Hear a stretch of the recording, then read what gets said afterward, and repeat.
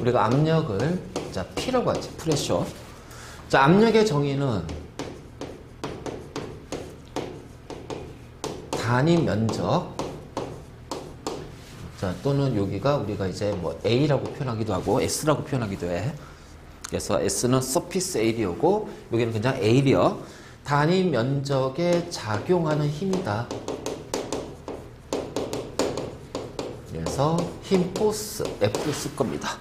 그래서 압력의 식은 면적분의 힘 F가 되고요. 자, 힘의 단위가 뉴턴이지 면적의 단위가 메타 제곱이에요. 그래서 1뉴턴 퍼 메타 제곱이라는 이 압력의 단위를 뭐라고 부른다? P. 파스칼이라고 한다. 파스칼. 자, 이것이 이제 압력이거든. 자, 압력이야, 압력. 그러면 이걸 있잖아. 면적의 작용 힘이잖아. 그치? 요 힘을 우리가 중력의 힘이라고 한번 생각해 볼까? 자, 이 그림 잘 봐야 돼. 자, 여기에 A라는 단위 면적이 있어. 자, 이 면적 위에 물체가 이렇게 놓여져요. 그리고 이 물체의 질량은 M이에요. 그러면은 이 물체가 이 단위 면적에 작용한 힘 F는 뭐가 된다? mg의 중력의 힘이 될 거야. 그치? 그러면은 압력은 면적분의 힘 F가 되고, 자, F가 mg가 돼요. 그치? 그러면 이제 여기 이제 놓여져 있는 이 물체의 높이를 h라고 하잔 말이야. 그러면은 분모 분자의 높이 h를 다 곱해 줘봐. 자, a 곱하기 h가 뭐가 돼? 면적 곱하기 높이. 부피, 질량, 중력, 가속도, 높이 h. 그러면은 얘는 부피분의 질량이니까 뭐가 될까요? 그래, 밀도예요. 그래서 중력에 의한 압력은 밀도, 중력, 가속도, 높이 h가 된다. 자, 이것이 중력에 의한 압력이다. 이것이.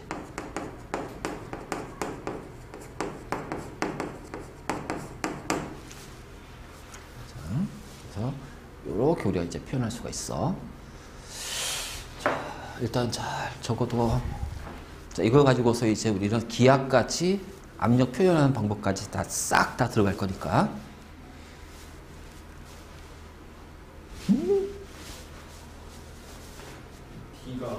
밀도, density. 밀도입니다. 자, 물리에서는 가끔 밀도를 로우라고 표현해요. 물리에서는. 그래서 로GH라고 표현하기도 하고, 화학에서는 DGH 이렇게 표현하기도 해요. 알겠지? 자, 이것이 이제 압력이거든. 압력. 자, 그러면 이제 밀도, 중력, 가속, 높이 H 요거 잘 봐둬야 돼. 자, 기압이라는 것이 있다. 자, 얘는 뭐냐면 공기의 압력이에요. 기압은 공기의 압력이야. 그러면 우리가 이 기압을 할 때 1기압이라는 표현을 쓸 거예요. 자, 기압의 단위는 atm이라는 표현을 쓴다. 그래서 영어로는 이제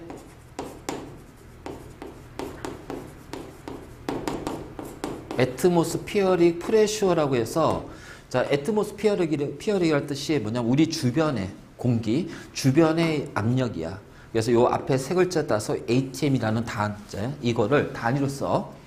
그러면 1기압의 기준은 어디를 기준으로 공기 압력이 1기압이라고 할까요? 응? 그렇지.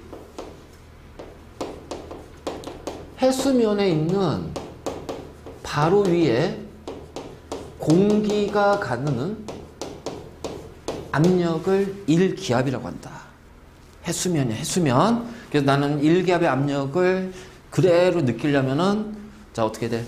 바닷가 가가지고 바닷물에 들어가 허리까지 잠겼어. 그럼 내 몸을 누르는 공기 압력이 1기압인 거야, 거기가.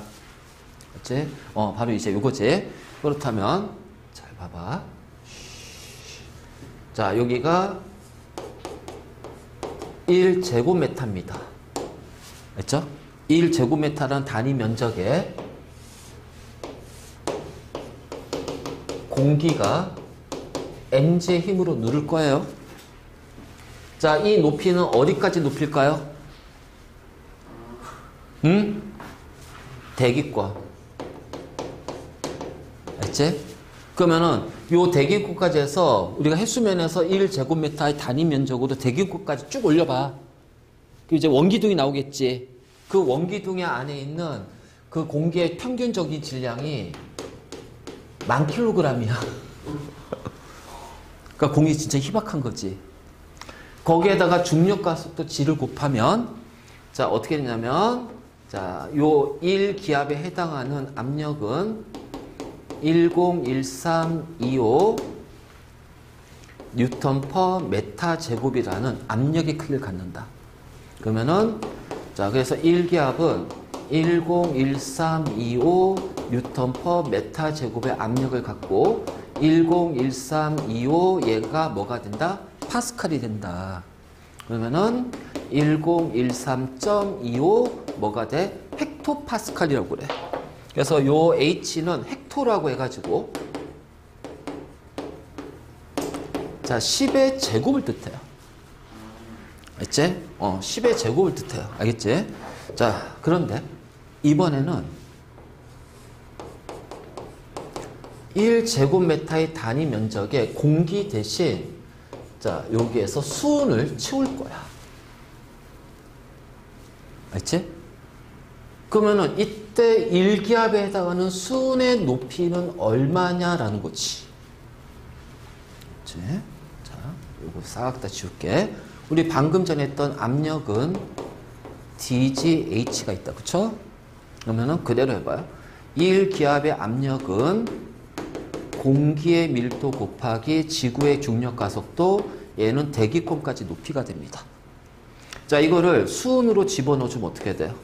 수은의 밀도 곱하기 중력 가속도 곱하기 수은의 높이가 되겠죠.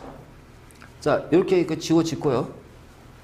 자, 우리가 공기의 밀도라든가 대기권의 높이는 주어지는 값이고, 자, 수은의 밀도 집어넣어주면 요 길이가 나오겠지, 높이가. 그래서 요 높이를 계산하니까 76cm에 해당한다는 거야. 그래? 그러면 1기압의 압력은 76cm에 수은이 누르는 압력하고 똑같구나. 그치? 76cm에 해당하는 수은을 가득 채운 것이 나를 누른 압력이 1기압이 되는 거야. 그 누른 압력이. 자, 이거는 단위 때문에 760mm에 해당하는 수은 기둥의 높이하고 같구나. 자, 이제 이렇게 표현할 수가 있어. 그럼 이번에는 자, 1제곱미터의 면적에다가 자, 여기에 뭐를 집어넣냐면 자, 물을 넣어 줄 거예요. 물. 그러면 이때 1기압에 해당하는 물 기둥의 높이는 얼마가 될까?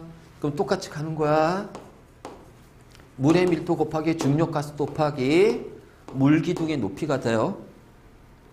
그러면 여기를 자, 이렇게 쫙 끄집어내면은 구하고자 하는 물기둥의 높이는 수은 기둥의 높이에다가 얘는 어차피 지워지잖아. 맞니? 그치? 그러면은 물의 밀도분의 수은의 밀도가 된단 말이야. 자, 얘는 76cm야. 자, 물의 밀도를 우리가 1로 놓을 거야. 그러면 수은의 밀도는 13.6입니다. 자, 곱하면요. 10.3m의 물기둥의 높이가 돼요. 자, 이것이 바로 1기압에 해당하는 압력이야.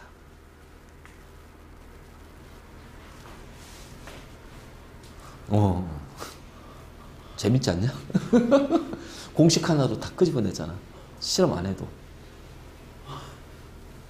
이건 안 와도 어차피 고등학교 가서 다 배울 내용들이고 정확하게 이게 왜 이런 뜻을 갖는지 정확한 과정은 원리는 이거니까.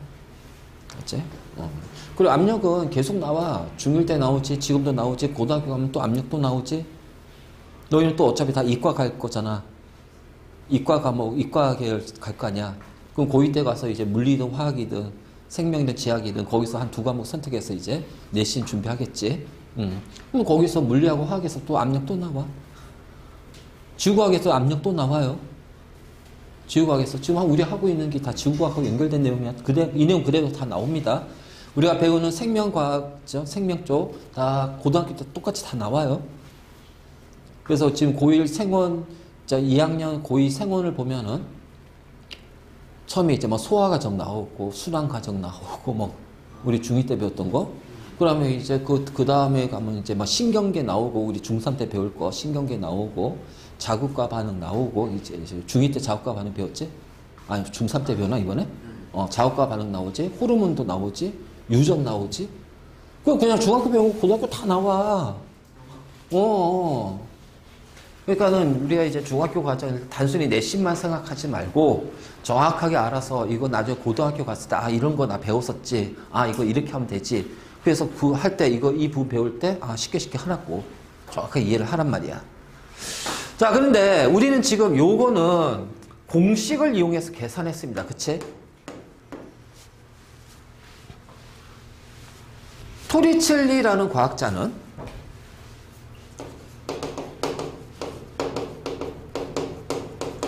자, 이탈리아 과학자인데 1기압의 압력을 직접 측정을 한단 말이야.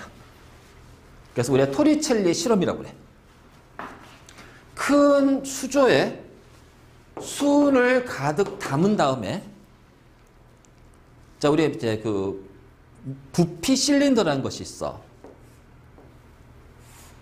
요렇게 생겼는데 요게 이제 눈금이 막 있단 말이야. 그래서 액체 부피를 측정할 때 이제 쓰는 건데 요 부피 실린더에다가 수은을 가득 채워. 그래서 여기에다가 이제 수은을 가득 채운 다음에 여기가 이제 이렇게 되니까 여기가 이제 열려 있겠지. 얘는 바닥이가 막혀 있고. 그럼 이제 여기 눈금들이 막 있을 거란 말이야. 가득 채운 다음에 여기 이제 거꾸로 뒤집어 씌워요. 요렇게. 그러면 가득 차 있는 수은이 시간이 지나니까 내려가더라는 거야. 내려가다가 요 높이에서 멈췄답니다. 그래서 수은이 요 높이에서 멈추고요. 여기에는 아무것도 없는 진공 상태를 이룰 거예요. 이때 수은의 높이를 측정하니까 76cm가 되는 거야. 이게 바로 토리첼리 실험이거든. 그러면 76cm가 왜 1기압의 압력에 해당하냐. 우리 압력의 정의 다시 가봐. 압력의 정의는 이 면적에 작용하는 힘이에요. 그러면 이 면적에 1기압이라는 대기압력이 누르고 있겠죠.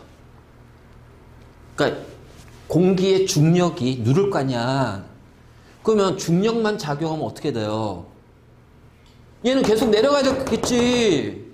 근데 얘는 내려가지 않고 어떻게 돼? 이 높이를 유지한다는 거야.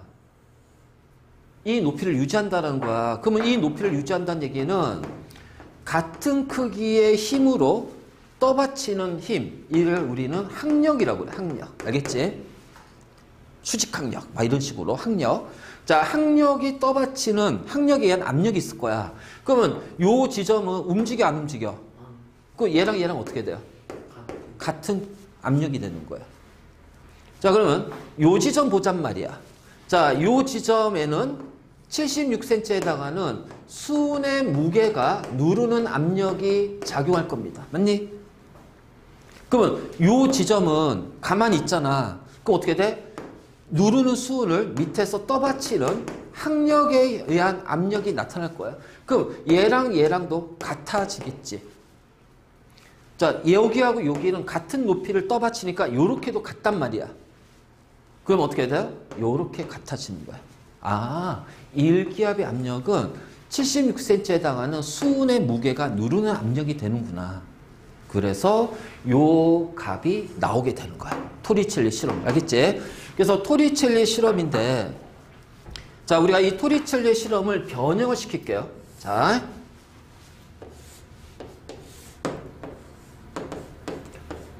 1 제곱센치입니다. 자, 76cm예요.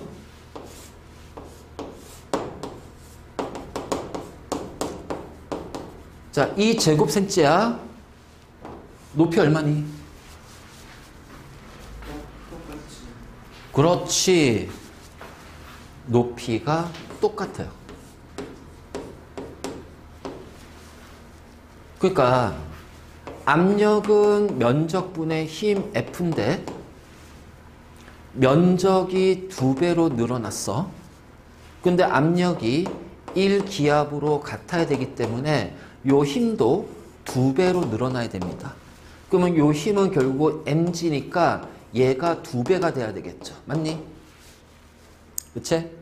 그러면 무게가 2배가 되려면 수은의 밀도는 부피분의 질량이잖아. 근데 요렇게 되든 요렇게 되든 수은의 밀도는 같거든. 그렇다면 자, 질량이 2배가 되려면 부피도 몇 배가 돼야 된다? 2배가 된다. 근데 이미 단면적이 2배가 됐으니까 부피가 2배 되려면 같은 높이를 가져야 되는 거야. 알겠니? 바로 이런 식으로. 그래서 단면적을 키운다고 해서 수은의 높이가 줄어들거나 그러진 않아. 자, 또 하나는 자, 얘를 이렇게 기울일 거예요. 기울여도 어떻게 돼요? 76cm입니다. 그렇죠? 왜냐면 여기 무게나 똑같거든. 그렇지? 그래서 바로 이런 식으로 표현. 그래서 토리첼리 실험으로 응용되는 거는 요거니까 요거 잘 봐도.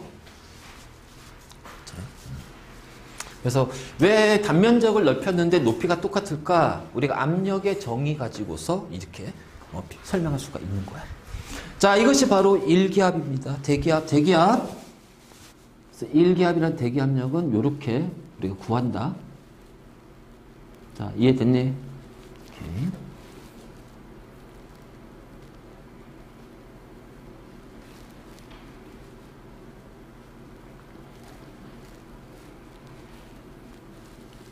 자, 기압은 공기 압력이야. 그래서 기압의 특징은 뭐냐면 고도가 높아질수록 어떻게 돼? 그치, 기압이 낮아져. 왜 낮아져요? 공기가 점점 그러니까 왜 희박해지냐고요? 그러니까 공기가 왜 희박해지냐고. 고도가 높아질수록 중력의 힘이 약해지잖아. 그러면 고도가 낮아질수록 중력이 크니까 지구가 당기는 힘이 강하니까 공기들은 지구 쪽으로 어떻게 지표면 쪽으로 몰려있단 말이야. 대륙권 쪽으로. 그래서 고도가 높아지면은 공기의 밀도가 줄어들기 때문에. 알겠지? 봐봐. 압력은 dgH잖아. 그래서 고도가 높아질수록 공기의 밀도가 줄어드니까 압력도 줄어든단 말이에요. 알겠니? 바로 이제 이런 관계. 그래서 고도가 높아질수록 압력은 낮아진다. 그 다음에 이제 시간과 장소에 따라서로 달라진다. 자, 왜? 공기는 움직이잖아요. 공기가 움직이는 게 뭐야? 바람이거든. 공기가 움직이는 게 바람이야, 바람. 영어로 표시하면 바람. 그치? 아니, 윈드지, 윈드. 그래서 공기의 흐름을 바람이라고 합니다. 그러니까 공기가 움직이니까 그 시간대마다 압력은 조금씩 차이가 날 수가 있다. 같은 위치를 하더라도. 알지? 바로 이제 이런 거 있지? 그래서 이게 이제 기압이고. 자, 그래서 이제 바람인데, 자, 바람은 공기가 움직이는 거야. 알지? 공기가 움직이는 거야. 공기가 움직이는 걸 바람이라 불러요. 바람. 공기 이동이잖아. 그럼 공기는 어디서 어디로 움직여요? 많은 곳에서 적은 곳으로. 알지?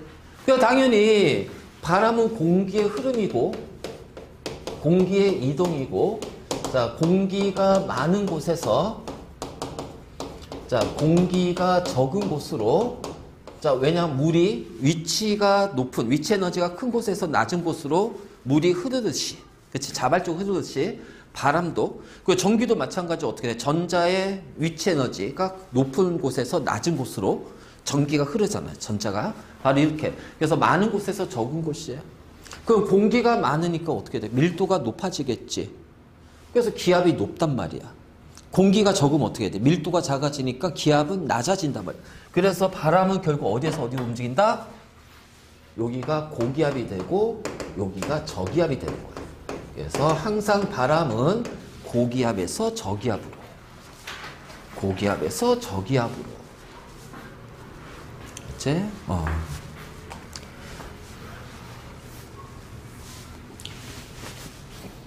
이제 바람이 부는 원리 갈게요. 일단 기본적으로 고기압에서 저기압이야. 고에서 저.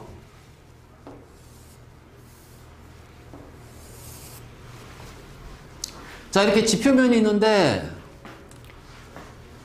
자, 이쪽 지표면이 뭐 어떤 이유인지 모르겠지만 가열이 돼요. 자, 온도가 올라갑니다. 그러면은 공기의 부피가 커지겠죠. 자, 공기의 밀도가 작아지니까 어떻게 된다? 상승하게 된단 말이야. 그치? 그러면 공기 덩어리가 상승하면서 여기 있는 공기 덩어리를 양쪽으로 밀어버릴 거예요. 맞니? 그치? 그러면 이쪽으로 공기가 이동하면서 공기가 여기 몰려버린단 말이야. 그치? 자, 다시. 자, 여기는 어떤 이유인지 모르지만은 냉각하게 되는 거예요. 그래서 이쪽으로 온도가 낮아져요. 그래서 이쪽의 온도하고 이쪽의 온도를 봤더니 여기가 온도가 높고 여기가 온도가 낮아요. 알지? 그래서 일로 갔을 때 여기가 상대적으로 고온, 여기가 저온이야. 그래서 자, 이쪽의 온도가 낮아졌어. 자, 여기에 비해서 온도가 낮아. 그 온도가 낮아지면은 공기의 밀도는 어떻게 돼요? 커져 버립니다. 자, 밀도가 크다? 무겁다. 밀도가 작다? 가볍다야. 그래서 얘는 아래쪽으로 하강하게 되는 거예요. 알지? 하강하게 되는 거예요. 그래서 아래쪽으로 하강하니까 여기에는 공기가 계속 쌓인다. 공기가 많네. 주변보다 기압이 높아요. 자, 얘는 공기가 상승하니까 이쪽은 공기가 어떻게 돼요? 계속 감소합니다. 주변보다 기압이 낮아져요. 그래서 공기가 쌓이는 하강기류. 자, 여기 하강기류가 일어나지. 자, 여기 상승기류가 일어나지. 그래서 상승기류가 되면서 뭐가 나타나? 단열 팽창하면서 뭐가 생성이 된다? 그렇지. 구름이 생성되는 거야. 앞에 내용 다 똑같은 거야. 연결돼. 자, 얘는, 자, 하강기류니까 얘는 단열 압축이잖아.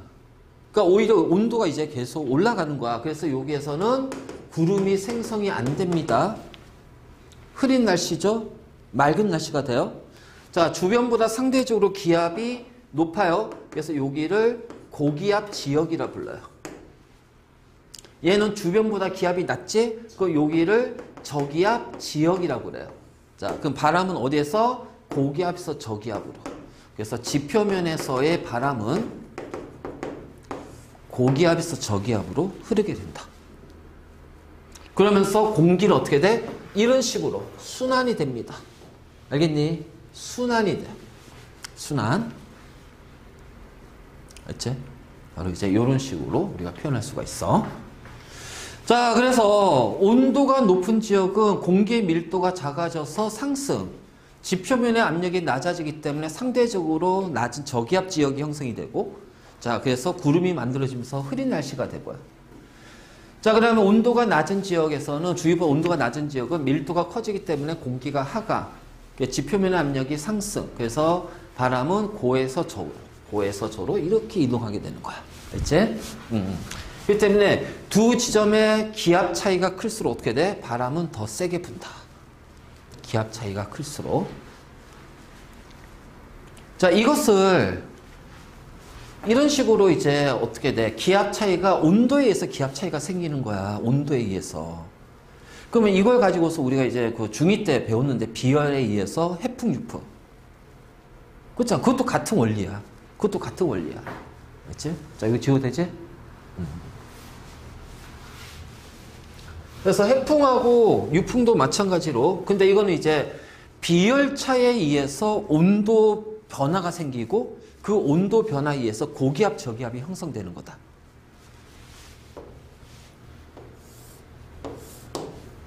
자, 바다와 모래사장이야. 낮입니다. 자, 온도가 누가 더 올라가요? 그렇죠?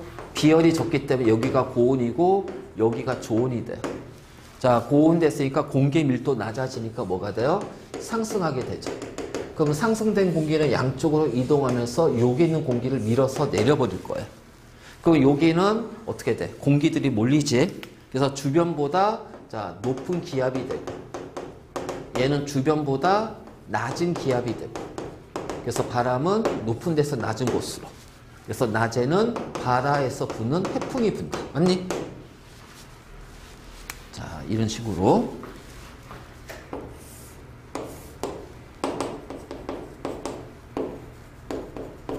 자, 밤입니다. 자, 비열이 모래가 작기 때문에 더 빨리 식지. 그래서 얘는 온도가 낮아지고요. 상대적으로 바다는 물이니까 온도가 천천히 식으니까 모래보다는 상대적으로 고온이 된다. 자, 고온이니까 어떻게 돼? 상승 기류. 상승된 공기는 좌우로 이동.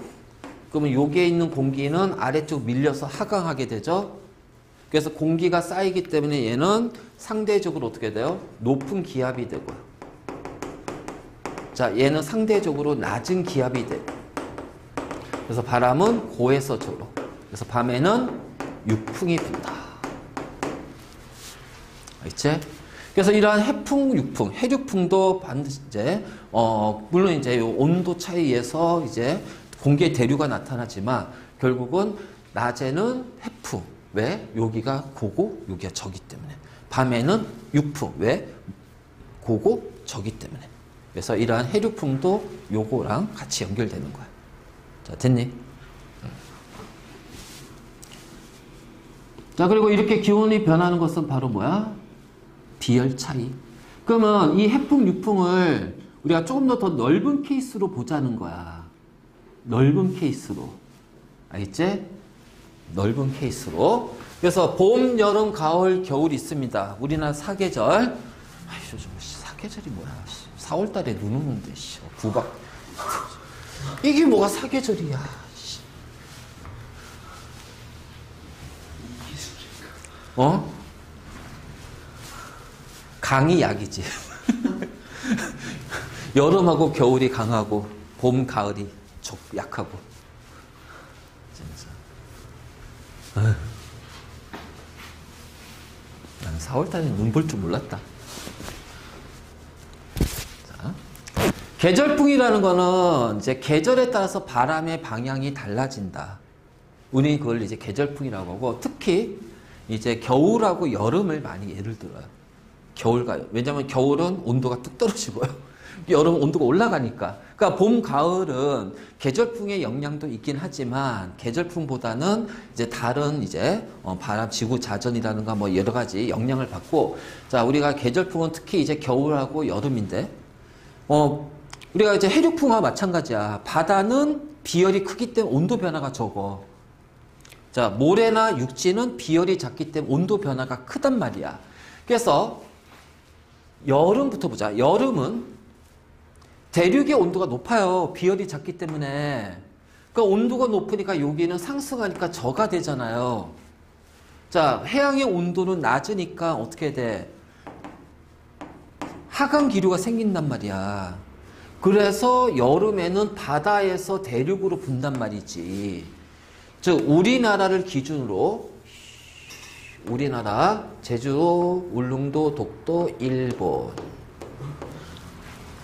그럼 여름에는 어떻게 되냐고요? 어떻게 되게? 자, 여기가 상대적으로 저가 됩니다. 왜요? 뜨겁기 때문에 상승하거든요. 그러면 이쪽이 바다가 뭐가 돼요? 상대적으로 고가 되니까 이렇게 바람이 불어요. 그러면 이쪽은 태평양이잖아. 정확히 말하면 북태평양. 그래서 여름철에 우리나라에 영향을 주는 공기 덩어리가 바로 뭐야? 그렇지. 북태평양 기단이 기단 우리 작년에 하지 않았나? 안 했나? 기단 안 했나? 안 했었나, 기단? 왜 자꾸 한 느낌이 들지? 해류했구나, 해류. 북태평양 해류, 쿠로시오 해류, 리만 한류, 막 이런 것들. 그치. 이 그림 보니까 자꾸. 그러니까 북태평양 기단이 여름철에 영향을 준단 말이야. 그래서 여기는 이제 뜨겁고, 그 다음에 수증기가 많지. 그러니까 우리나라 여름철 어떻게 돼? 덥고 습하단 말이야. 근데 겨울철에는 대륙의 온도가 더 빨리 식어요. 바다의 온도는 천천히 식어요. 그러니까 이제 바람의 방향 반대가 되죠. 자, 대륙이 어떻게 돼요? 온도가 낮아지니까 하강하죠. 여기가 고가 됩니다. 자, 바다의 온도가 상대적으로 높으니까 상승하겠죠. 그래서 여기가 저가 돼요. 자, 그러니까는 겨울철에는 어떻게 되니? 대륙에서 바람이 분단 말이야.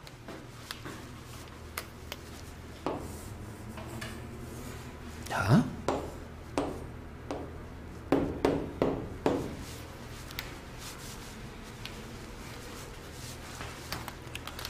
자, 겨울입니다.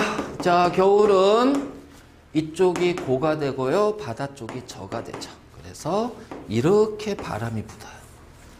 자, 여기 어디야? 시베리아 기단.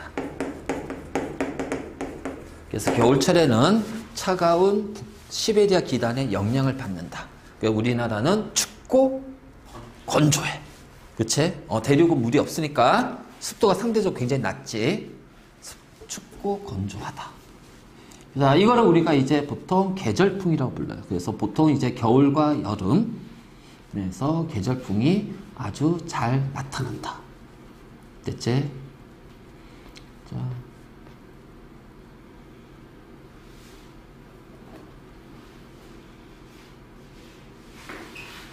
그래서 이제 요거 숫자 나오잖아. 자, 1기압이네. 자, 76cm의 수은의 압력이네. 자, 헥토파스칼이니까 원래 1013.25야. 근데 그냥 1013 이렇게 표현할 거야. 1013 또는 1014. 14라고 나오냐? 1013.25거든. 그래서 1013이고 물기둥은 약 10.3m입니다. 자, 공기 기둥은요 1000km. 이게 대기권이잖아. 대기권의 높이잖아. 그치? 그렇게 되는 거야. 됐지? 그럼 이제 뭐 고기압 저기압 이거는 뭐 딱히 할 거 없다. 자, 이제 기단을 보자. 이제 기단.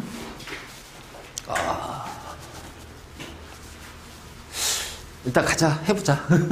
시험 범위도 아니든 모르잖아. 시험 범위 들어갈 수도 있지 뭐. 나 있잖아. 아직도 기억나는 게 대학을 처음 딱 들어갔어. 자, 화학을 하는, 내가 이제 화공과니까. 자, 화공과는 화학만 하는 줄 알았지. 화학, 물리, 수학 다 해. 그리고 또 세부 전공에 따라서 생명도 해야 돼. 난 또 화생공이었어. 석박사가. 오씨. 그리고 또 우리 지도교수가 학교 선배야. 나보다 이제 12학번이 더 많아. 12살 많은데. 학교 선배야. 대학 선배고. 또 고향이 똑같네. 지도교수한테 잡혀가지고 꼼짝도 못해. 그래가지고, 근데, 그 대학 1학년 딱 입학해서 이제 일반화학 첫 수업하는데 아주 나이 드신 교수님이 딱 오신 거야. 거의 정년 퇴임하기 직전 교수님. 수업이 3시간이거든. 그러니까 대학 수업은 학점이 3학점이면 3시간 수업을 해. 4학점이면 4시간 수업이고, 실험은 한 학점당 2시간이고, 그래서 이제 3시간 수업하는데 2시간 40분까지 옛날 얘기만 하죠. 그래서 뭐 젊었을 때 막 네덜란드 가서 유학 가가지고 막 뭐 하고 왜냐면 그 교수님 우리 학과 만드신 교수님이거든. 그래가지고 막 옛날 얘기 2시간 40분 동안 막 들어. 그러고 나서 이제 10분 동안 책을 펴는 거야. 그것도 원서야. 번역본이야. 원서에서 자 1쪽부터 여기까지 요 내용이야. 그래서 여기서 여기까지 요 내용이야. 그 수업 끝나는 거야. 야, 이거 미치는 줄 알았어. 시험 문제 어떻게 되는 줄 알아? 원서잖아. 그 원서를 그때는 이제 옛날이니까 지금처럼 컴퓨터로 막 이제 하지 않잖아. 프린터기로 그러니까 복사기로 복사해가지고서 원서에서 이제 여기 화이트를 지워다 이렇게 가로쳐. 그 요게 내가 단어를 써야 돼. 야, 근데 시험 범위가 이만큼이거든? 아니 그걸 다 외워야 돼요 그러면? 이만큼인데 어느 특정 페이지를 딱 복사해가지고 거기 화이트로 지운 다음에 가로친 다음에 이걸로 문제를 내죠. 여기 단어를 쓰래. 막 이런 문제가 막 나와. 이제 시험 감독이 이제 조교가 오잖아. 그래서 딱 손 들고 저 화장실 갔다 올게요. 애들이 그러는 거야. 화장실 가. 몰랐어. 그래서 나도 중간에 그래서 거의 한 20분 남겨 화장실 갔다 올게요 하고 나왔더니 나보다 한 5분 전에 나간 애들이 그 저기 라카 있잖아. 라카. 거기 가방 놓잖아. 거기다 책 꺼내 놓더니 막 보고 있어. 막 그래가지고 막 수업은 딱 10분. 근데 시험 보면 얼마나 웃긴 줄 알아? 자, 예를 들어서 막 400페이지야. 책 한 권에. 그럼 중간에서 야 1페이지부터 200페이지. 그냥 뭐 있다만 알려주고 시험 보면 막 그리고 막 기말은 책 한 권 더. 오픈북도 아니야. 막 그래. 그러니까 진도를 그렇게 뺄 수는 있다. 그래서 그 교수님이 이제 정년 퇴임하시고 나 결혼할 때 줄에 봐주셨는데 우리 와이프도 그 선생님 제자였거든. 그 교수님 제자. 나도 제자. 과는 다르지만. 자, 어쨌든 그래. 자, 이제 우리 기단에 대해서 할게요. 공기덩어리입니다. 아니, 그럼 공기덩어리면 다 기단이냐? 아니야. 성질이 같은 공기덩어리의 집합을 이제 기단이라고 한다. 그래서 성질이 비슷한 큰 공기덩어리야. 그럼 어떤 성질일까? 습도, 기압, 기온. 이런 것들이 비슷해야 돼요. 그래서 기온이나 습도 그리고 마찬가지로 기압도 요게 좀 포함이 될 겁니다. 근데 보통은 이제 기단의 성질을 결정하는 거는 그 공기 덩어리가 어디에 머물러 있느냐에 따라서 성질이 많이 결정이 되거든. 그래서 보통은 그 공기 덩어리가 머물고 있는 지표면이 바다면 어떻게 될까요? 습도가 높을 겁니다. 따뜻한 바다면요, 기온이 높을 거예요. 자, 찬바다면요, 습도는 높겠지만 기온은 낮겠죠. 그치? 그래서 보통은 이 기단의 성질을 결정하는 건 지표면의 성질이야. 그러니까 지표면이 대륙이야. 그럼 무조건 대륙은 건조해. 근데 따뜻한 대륙이면 따뜻하고 건조하고, 차가운 대륙이면 기온은 춥고 건조한 거야. 그래서 온난, 자, 이게 이제 온난 한랭이 들어간다. 우리가 이제 기온의 성질을 얘기할 때는 따뜻한 기온을 가지고 있으면 온난이라고 그래. 온난. 차가운 성질을 가지고 있으면 한랭이라고 그래. 맞지? 그리고 습도가 많으면 다습. 습도가 적으면 건조. 그래서 이걸 조합하면 네 가지가 나와요. 온난 다습. 따뜻한 바다 위에 있는 기단. 온난 건조. 따뜻한 곳에 있는 대륙. 자, 한랭 다습이면 어떻게 돼요? 추운 곳에 있는 바다. 차가운 바다. 그러니까 우리가 한류 난류면 어떻게 되니? 한류가 흐르는 쪽이, 한류가 흐르는 바다에 있는 공기 덩어리는 한랭 다습이 되겠지. 그치? 자, 시베리아 쪽에 있는 공기 덩어리야. 그럼 얘는 어떻게 돼요? 한랭 건조가 됩니다. 자, 이런 식으로 우리가 이제 표현할 거예요. 그래서 기단의 성질은 보통 기온하고 습도를 많이 얘기하고, 자, 이 기단을 움직이게 하는 것은 바로 기압의 차이죠. 어차피 공기의 흐름 무조건 뭐다? 기압차다, 기압차. 알겠지? 그래서 기단은 같은 장소에 오랫동안 머물러서 기온이나 습도가 비슷한 성질을 갖는 큰 공기 덩어리를 기단이라고 한다. 알겠지? 그래서 기단은 머물던 장소, 정확히 말하면 그 공기와 만나는 지표면의 성질에 따라서 달라진다. 그럼 지표면의 성질은 뭐냐? 고위도냐 저위도냐에 따라서 한랭과 온난이 결정이 됩니다. 저온과 고온이 결정이 되고요. 바다나 육지냐, 대륙이냐, 바다냐에 따라서 건조하냐, 다습하냐. 자, 이것이 결정이 되는 거야. 자, 알겠지? 자, 그래서 이런 식으로 하면 돼요. 자, 그래서 이 기단을 보면 이제 우리나라에 영향을 주는 기단이 있어. 알지? 자, 여기 오진씨 1번 치워. 자, 우리나라를 중심으로 자, 4개의 기단이 영향을 줍니다. 자, 시베리아 기단, 오호츠크의 기단, 양쯔강 기단, 북태평양 기단. 자, 그러면 북태평양 기단은 온난 다습이겠다. 그치? 자, 양쯔강 기단은 온난 건조예요.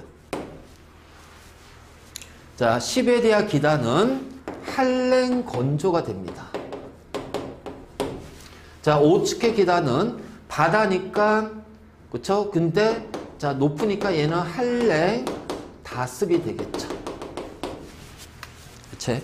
바로 이제 요렇게 주고, 자, 특히, 자, 지금 봐봐. 시베리아 기단이 요렇게 오게 되고, 북태평양 기단이 요렇게 오게 되면 우리는 이 두 기단에 의해서 발생하는 바람을 뭐라 부른다? 그렇지. 계절풍이라고 한다. 알겠니?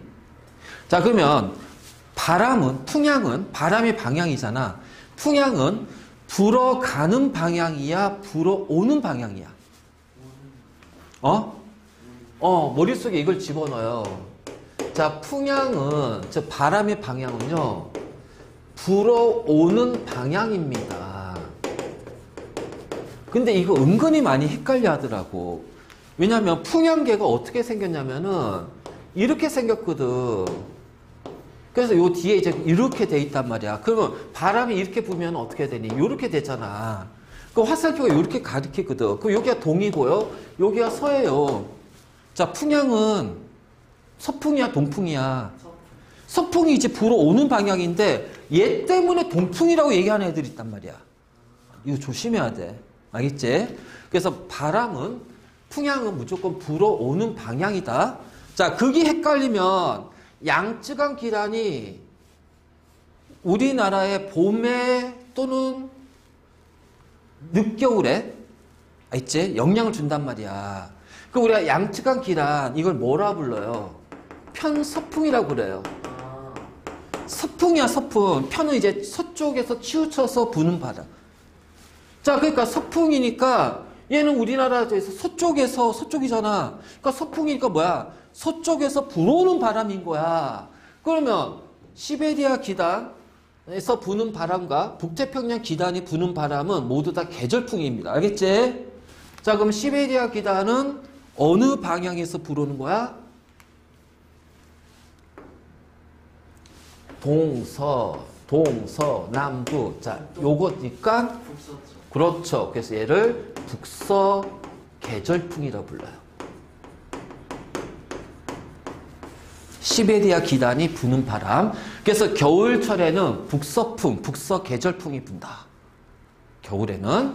그래서 여기가 겨울입니다. 알겠지? 자, 그러면 북태평양 기단이 부는 바람도 계절풍이야. 그치? 그러면 얘는 어느 방향에서 불어오는 거야?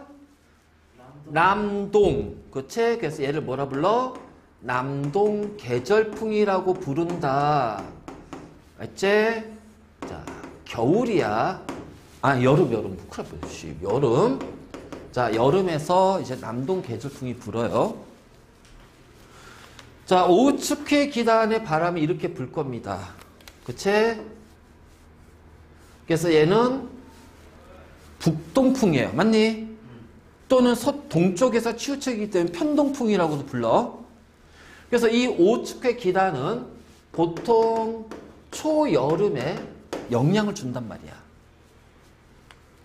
자, 다습하죠?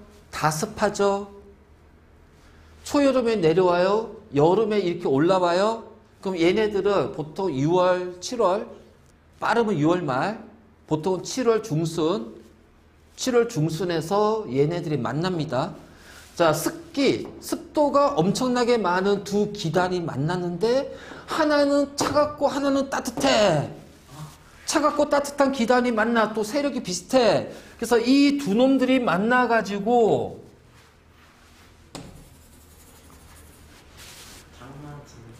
자, 내려가지도 않고 올라가지도 않고 비슷하니까 정체돼 있어.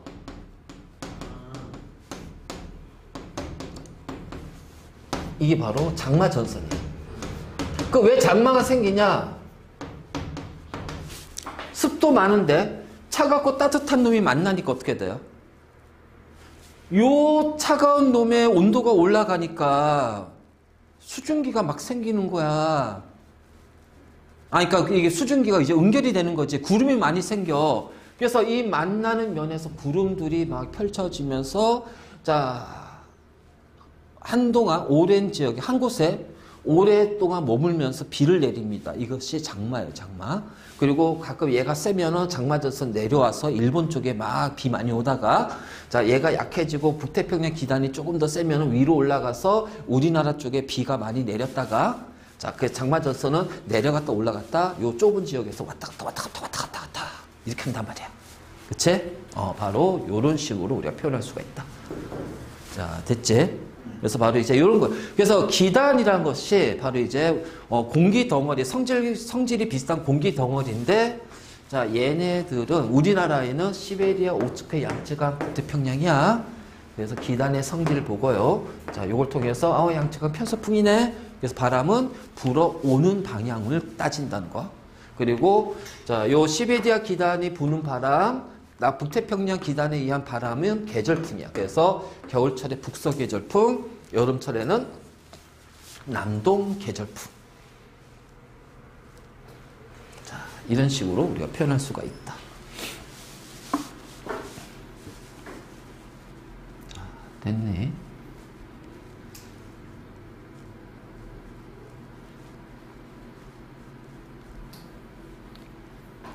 올여름에 얼마나 더울까? 걱정이네. 이런 날씨가 믿을 수가 있어야지. 이러다 갑자기 이제 훅 더워진다, 이제. 훅 더워진다. 다음 주 이제, 그러니까 이번 주지. 1월부터 시작하면 이번 주, 한 주중부터 더워지기 시작하는 것 같은데? 낮에 20도 넘어가고, 아침에도 이제, 최저 기온이 10도 넘더라고. 이제 그러면 이제 본격적으로 이제 더워지고 5월 달에 이제 5월 달부터 여름이 시작이지. 그렇잖아. 5월 달에는 원래 날씨가 좋아가지고, 그치. 너희 어릴 때 막 거기 막 그런 거 하지 않으면? 막 어린이날 가면은 막 거기 천문대 가가지고 막 그림 그리기 100일장이라든가 막 그림 그리기 대회. 그래서 여기 장흥에 가면은 거기 이제 그 천문대 있잖아. 나 우리 애들 데리고 가가지고 거기 막 그림 그리기. 그러면 텐트 쳐놓고, 그늘 막 쳐놓고, 그래서 애들 막 그림 그리고 나는 여기서 자고. 그러다 상 탔대. 그럼 가가지고서, 그 상 타면 이제 그 천문대 입고 우주복 입고 사진 찍어. 막 그랬는데. 자, 그래서 여기까지가 기단이다. 자, 전선은 내용이 많아서 이거는 우리 이제 다음 시간에 전선 들어가.